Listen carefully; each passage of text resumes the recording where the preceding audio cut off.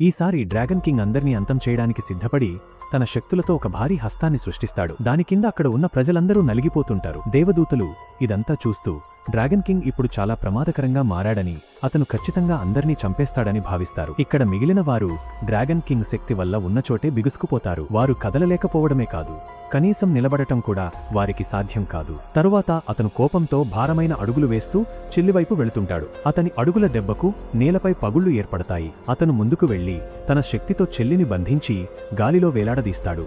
నువ్వు నా భార్యను అందరికంటే ఎక్కువగా ఇబ్బంది పెట్టావు, అందుకే మొదట నిన్నే అంతం చేస్తాను అని చెబుతాడు. చెల్లి డ్రాగన్ కింగ్ శక్తిని తట్టుకోలేక బలహీనపడిపోతూ తనను వదిలేయమని, తాను తన బంధువునే కదా అని బ్రతిమాలుతుంది. కాని డ్రాగన్ కింగ్ నాకు నీతో ఎటువంటి సంబంధం వద్దు అని చెప్తూ ఆమెను నరకానికి పంపేస్తాడు. ఆ తరువాత మిగిలిన వారిని ఒక్కొక్కరిగా అంతం చేయడానికి ముందుకు వెళ్తాడు. కాని అప్పుడే హీరోయిన్ ఆరోగ్యం క్షీణించి అక్కడే స్పృహ తప్పి పడిపోతుంది. తల్లిని ఆ స్థితిలో చూసి పిల్లలు గట్టిగా ఏడవడం మొదలుపెడతారు. అది చూసి డ్రాగన్ కింగ్ వెంటనే ఆమె దగ్గరకు వెళ్తాడు. అతని వద్ద ఎక్కువ సమయం ఉండదు. అందుకే శత్రువులను తన శక్తితో మరికొంత కిందకు అణిచివేసి తన భార్యాపిల్లలను తీసుకుని అక్కడి నుండి మాయమైపోతాడు. అతను వారిని ఒక సురక్షిత ప్రాంతానికి తీసుకెళ్తాడు. అక్కడ ఆమెను పరీక్షించినప్పుడు పిల్లలు సమయం కంటే ముందే జన్మించడం వల్ల ఆమె శరీరం చాలా బలహీనపడిందని అతనికి అర్థమవుతుంది. తల్లిని అలా చూసి పిల్లలు భయపడుతుంటే డ్రాగన్ కింగ్ తన శక్తిని ఉపయోగిస్తాడు. తన ఒంట్లో నుండి ఒక శక్తి బంతిని బయటకు తీసి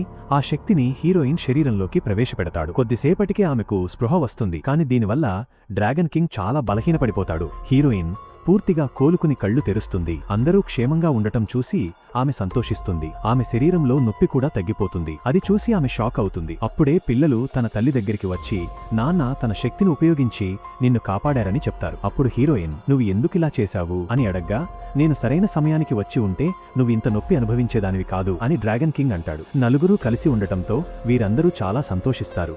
అప్పుడు హీరోయిన్ ఈ ఇద్దరు పిల్లలకి నువ్వే ఏదైనా పేర్లు పెట్టాలి అని కోరుతుంది. వారు పేర్లు నిర్ణయించి ఒకరితో ఒకరు సమయం గడుపుతారు. మరోవైపు చెల్లి నరకంలో ఉంటుంది. నరకపు రాక్షసులు ఆమె దగ్గరకు వచ్చి ఆమె జీవితంలో చేసిన తప్పులకు శిక్షలు వివరిస్తారు. ముఖ్యంగా డ్రాగన్ కింగ్ భార్యకు చేసిన అన్యాయం గురించి చెబుతూ శిక్ష విధిస్తారు. కాని అప్పుడే చెల్లి కడుపు నుండి ఒక నల్లటి పొగ బయటకు వచ్చి అందరినీ అంతం చేస్తుంది. అది చూసి చెల్లి భయపడుతుంది. కాని ఆ పొగ అది ఆమె బిడ్డ అని, ఆమె చేసిన తప్పు వల్ల చనిపోయానని చెబుతుంది. ఇప్పుడు ఆ బిడ్డ పగ తీర్చుకోవాలనుకుంటుంది. చెల్లి తనకు సహాయం చేయకపోతే ఆమెను అంతం చేస్తానని, ఒకవేళ తోడుగా ఉంటే ఆమెను రాణిని చేస్తానని ఆ శక్తి చెబుతుంది. మరి ఇంతకీ చెల్లి సహాయం చేస్తుందా లేదా? మరి ఆ తర్వాత ఏం జరిగిందో తెలుసుకోవాలంటే కామెంట్ బాక్స్లో పార్ట్ 13 అని టైప్ చేయండి. వీడియో నచ్చితే లైక్ చేసి మన ఛానల్ని సబ్స్క్రైబ్ మరియు ఫాలో అవ్వండి.